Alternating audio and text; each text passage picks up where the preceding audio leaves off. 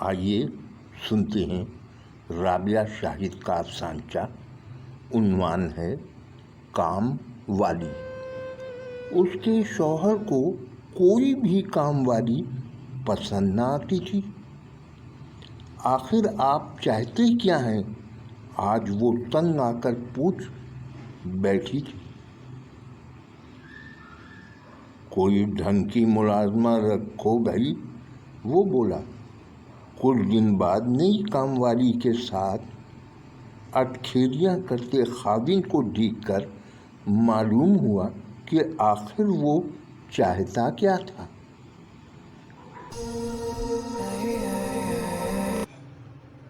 ارشد منیم کا افسانچہ سنتے ہیں، عنوان ہے خبر۔ ایک وقت تھا جب میں صبح کو اخبار اٹھاتے ہوئے سوچا کرتا تھا کہ کبھی ہمارے شہر کی بھی کوئی خبر اخبار میں آئے۔ نشہ، فرقہ پرستی اور قتل و غارت کے اس دور میں اب میں صبح کو ہر روز اخبار اٹھاتے ہوئے ایک دعا کرتا ہوں کہ یا خدا آج ہمارے شہر کی کوئی خبر نہ ہو۔ اور اب سنتے ہیں خالد شیخ طاہری کا افسانچہ، عنوان ہے مشکوک وفاداری۔ چودھری صاحب نے ایک ہاتھ میں دستانہ پہنا اور نوکر کے ہاتھ میں پکڑی پلیٹ سے گوشت کا ٹکڑا اٹھا کر اپنے قیمتی کتے کی طرف اچھال دیا۔ کتے نے لپک کر گوشت کا ٹکڑا منہ میں دبایا اور کھا گیا۔ یہ سارا منظر کچھ ہی دیر پہلے آئے صاحب دیکھ رہے تھے۔ کتا گوشت کھانے کے چند ہی لمحوں بعد تڑپ تڑپ کر مر گیا۔ یہ کیا کیا چودھری صاحب نے حیرت سے پوچھا۔ چودھری صاحب نے مسکراتے ہوئے جواب دیا، جو کتا چور کو دیکھ کر نہ بھونکے اس کی وفاداری مشکوک ہو جاتی ہے۔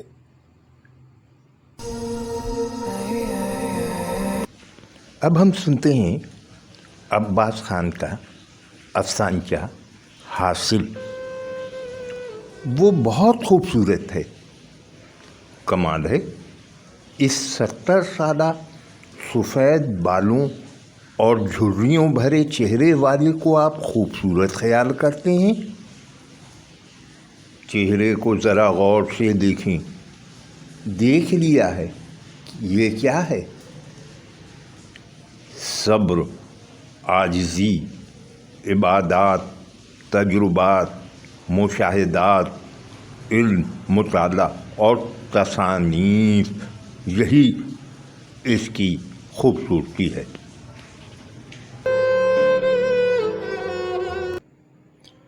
افسانچہ اردو ادب کی ایک ایسی خاص صنف سخن ہے جسے نظر انداز کیا گیا۔ منٹو نے جس انداز میں اسے پیش کیا اسے بھلا دیا گیا اور اس پر مطلق توجہ نہ دی گئی۔ اس کی ترویج میں ہمارا ساتھ دیں اور دوستوں کو راغب کریں کہ وہ سبسکرائب کریں۔ سبسکرائب کرنے کے بعد گھنٹی کا بٹن دبا کر آل پر کلک کریں تاکہ آپ کو افسانچہ اپلوڈ ہوتے ہی خبر مل جایا کرے۔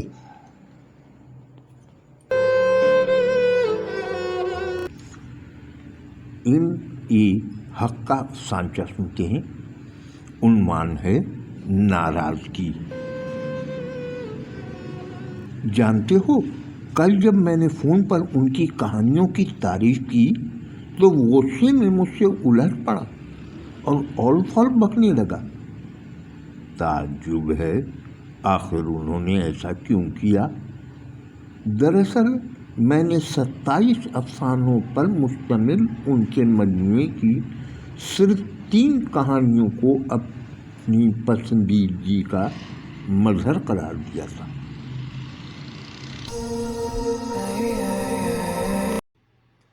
سید محمد نعمت اللہ کا افسانچہ سنتے ہیں۔ عنوان ہے سچی اولاد۔ شرفو بھائی اس بات کے لیے پورے علاقے میں مشہور ہو گئے کہ وہ کورونا سے بہت ڈرتے ہیں۔ اس وبا سے بچنے کے جتنے بھی طریقہ کار تھے سبھی کو آزما چکے ہیں۔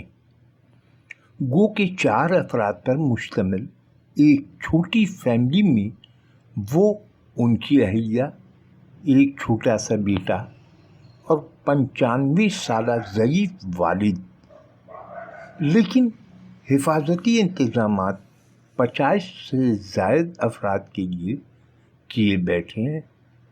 ان کے یہاں سینیٹائزر کی بڑی بڑی بوتلوں کے علاوہ ماسک کا ایک بنڈل بھی ہمہ وقت تیار رہتا، ڈس انفیکشن اسپرے کی ایک بڑی بوتل اور PPE کٹ بھی رکھے ہوئے ہیں۔ کسی کو گھر سے نکلنے کی اجازت نہیں۔ خاص ضرورت پر وہ خود ہی باہر نکلتے ہیں۔ ایک دن ان کا ایک قریبی دوست فون پر ان سے پوچھ بیٹھا، بھائی آپ کو کورونا سے اس قدر ڈر کیوں لگتا ہے؟ انہوں نے جواب دیا، بھائی امجد، بات ڈرنے کی تو ضرور ہے۔ اگر میں کورونا کی لپیٹ میں آ گیا تو میرے ضعیف والد کی خدمت کون کرے گا؟ اور اب محمد علیم اسماعیل کا افسانچہ یقین سنتے ہیں۔ ٹی وی پر یہ خبر دیکھ کر ہلکو بہت خوش ہوا کہ حکومت کورونا وائرس کی تیسری لہر سے بچنے کے لیے حفاظتی تیاریاں کر رہی ہے۔ ٹی وی رپورٹر نے یہ خبر اس طرح پیش کی کہ پہلی اور دوسری لہر میں بد انتظامیوں کا شکوہ اس کے ذہن سے جاتا رہا۔ ہلکو کو پورا یقین ہو گیا کہ کورونا وائرس کی تیسری لہر اب اسے چھو بھی نہیں پائے گی، اور ایسا ہی ہوا کہ دوسری لہر سے وہ مر چکا تھا۔ آئیے خوشبو بلوچ کا تحریر کردہ سندھی افسانچہ غیرت سنتے ہیں۔ اسے اردو کے قالب میں جناب پروفیسر آکاش مغل نے ڈھالا ہے، تو آئیے سنتے ہیں غیرت۔ دیہاتی ماحول کے باعث سب نور کے تڑکے بیدار ہونے کے عادی تھے۔ مرغ سحر کی پہلی بانگ کے ساتھ جنت کی آنکھ کھل جاتی۔ ویسے تو اکثر حالت اضطراب میں اسے رات کو نیند کا محض جھونکا سا ہی آتا۔